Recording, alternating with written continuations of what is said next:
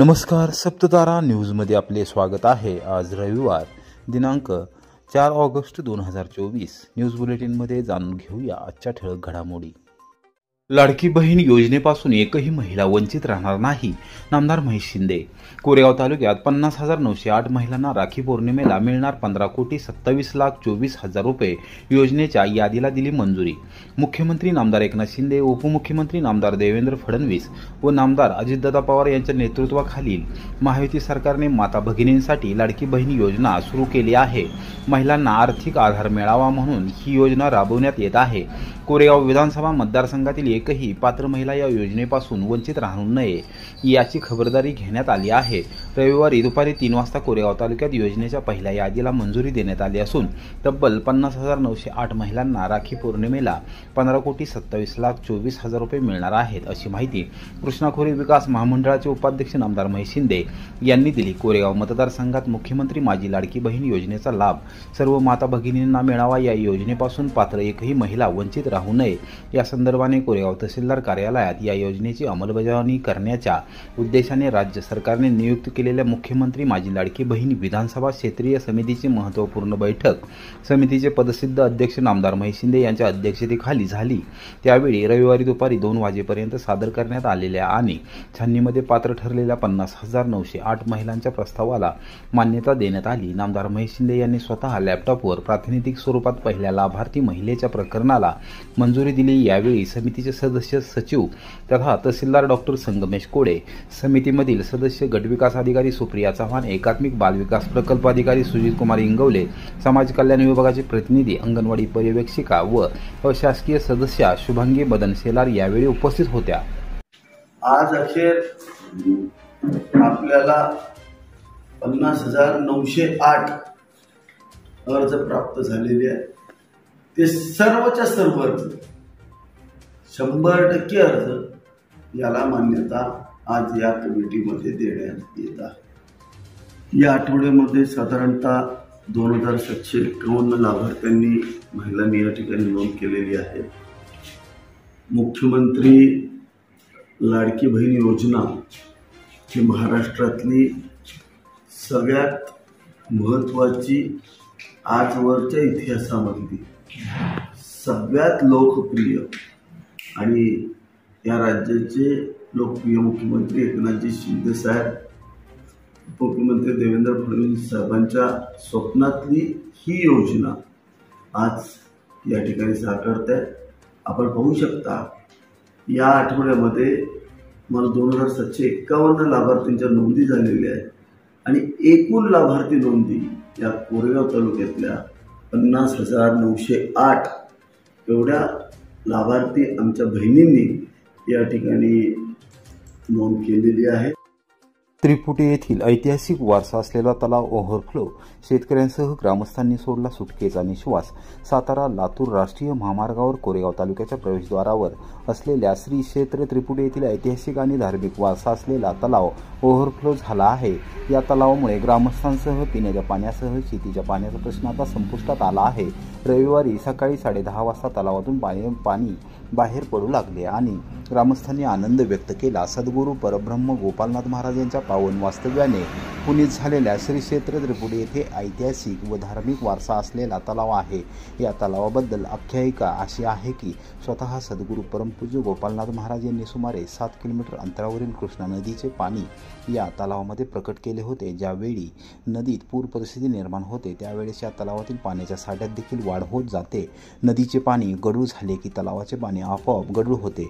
महाबळेश्वरच्या सह्याद्री पर्वतरांगामध्ये मुसळधार पाऊस सुरू असून सर्वच धरणे भरली आहेत। त्यामुळे धरणातून मोठ्या प्रमाणावर पाणी सोडले जात असल्याने कृष्णा नदीच्या पाणी पातळीत मोठी वाढ झाली आहे। त्या अनुषंगाने त्रिपुटीतील तलाव देखील मोठा पाणीसाठा झाला आहे। त्यामुळे ग्रामस्थ आनंदित झाले आहेत। गेल्या वर्षी दुष्काळी परिस्थितीमध्ये तलावातील पाणी पातळी एकदम खोल गेली होती। सामाजिक कार्यकर्त्यांच्या पुढाकाराने सर्व ग्रामस्थांनी राजकारण विरहित एकत्रित येऊन तलावातील गाळ मोठ्या प्रमाणावर काढला होता। त्यामुळे आता यावेळी मोठा पाणीसाठा झाला असून तलावातील साठ्यात देखील दुप्पट वाढ झाली आहे।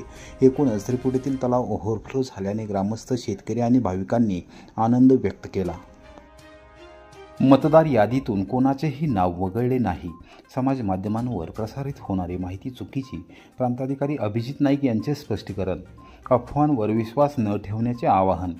कोरेगाव विधानसभा मतदारसंघामध्ये मतदार याद्यांचा संक्षिप्त पुनरीक्षण कार्यक्रम 2024चा दुसरा टप्पा सुरू झाला आहे. त्याअंतर्गत सुमारे 8,000 या संख्येने फॉर्म नंबर 7 भरून मतदारांच्या नोंदीविरुद्ध हरकती घेण्यात आल्या आहेत.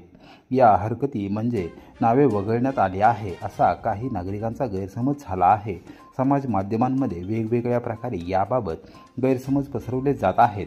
प्रत्यक्षात या हरकतींच्या आधारे अद्याप कोणत्याही व्यक्तीचे अथवा मतदाराचे मतदार यादीतून नाव वगळण्यात आलेले नाही.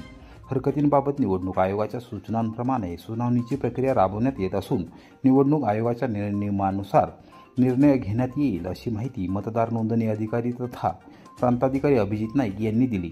रविवारी दुपारी 3 वाजता प्रांताधिकारी नाईक यांनी प्रसिद्धीस दिलेल्या पत्रकात नमूद केले आहे की भारत निवडणूक आयोगाच्या सूचना दिनांक 20 जून 2024, दिनांक 24 जुलै 2024 तसेच ऑगस्ट 2024 नुसार कोरेगाव विधानसभा मतदारसंघामध्ये मतदार याद्यांचा संक्षिप्त पुनरीक्षण कार्यक्रम 2024चा दुसरा टप्पा सुरू झाला आहे.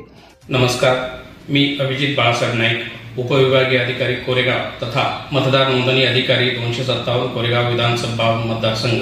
भारत निवडणूक आयोगाच्या सूचना दिनांक 20/6/2024, 24/7/2024 व 1 ऑगस्ट 2024 नुसार कोरेगाव विधानसभा मतदारसंघामध्ये मतदार याद्यांचा संक्षिप्त पुनरीक्षण कार्यक्रम सुरू झाला आहे.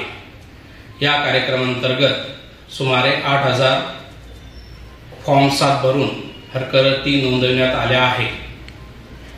या हरकती भारत निवडणूक आयोगाचे ऑनलाईन पोर्टल तथा अधिकृत वेबसाईटद्वारे घेण्यात आले आहे. माझे असे निदर्शनात आले आहे की या हरकती म्हणजे आपली नावे वगळण्यात आली आहे असा नागरिकांचा गैरसमज झाला आहे. तसेच समाज माध्यमांवर याबाबत गैरसमज पसरविले जात आहे. याबाबत मी अभिजित बाळासाहेब नाईक, उपविभागीय अधिकारी कोरेगाव तथा मतदार नोंदणी अधिकारी 257 कोरेगाव विधानसभा मतदारसंघ याद्वारे स्पष्ट करू इच्छितो की या हरकतींच्या आधारे अद्याप कुणाचेही नाव वगळण्यात आलेले नाही. भारत निवडणूक आयोगाच्या सूचनांनुसार हरकत घेणार व आक्षेपित मतदार म्हणजे ज्याच्या नावावर हरकत घेतली आहे तो मतदार यांना सुनावणीची नोटीस देऊन त्यांचे म्हणणे ऐकून व पुरावे सादर करण्याची संधी देऊन या आयोगाने निर्धारित केलेल्या नियमानुसार कारवाई करण्यात येईल. तरी मी सर्वांना आवाहन करतो की कुणीही अफवांवर विश्वास ठेवू नये व हरकतदार तसेच आक्षेपित मतदार यांनी सुनावणीस उपस्थित राहून आपले म्हणणे दाखल करावे व पुरावे दाखल करावे. असण्यास सहकार्य करावे. धन्यवाद. विषमुक्त अन्न आणि सेंद्रिय शेतीसाठी शेतकरी अमोल भोसले यांनी दिलेल्या लढ्याला यश. स्टेट बँकेने कर्ज प्रकरणास दिली मंजुरी. 4 दिवस सुरू असलेले उपोषण अखेर मागे. सातारा जिल्ह्यासह संपूर्ण महाराष्ट्रात विषमुक्त अन्न आणि सेंद्रिय शेतीचा प्रसार करणारे कार्यकर्ते आणि शेतकरी अमोल भोसले यांच्या लढ्याला अखेर यश आले आहे.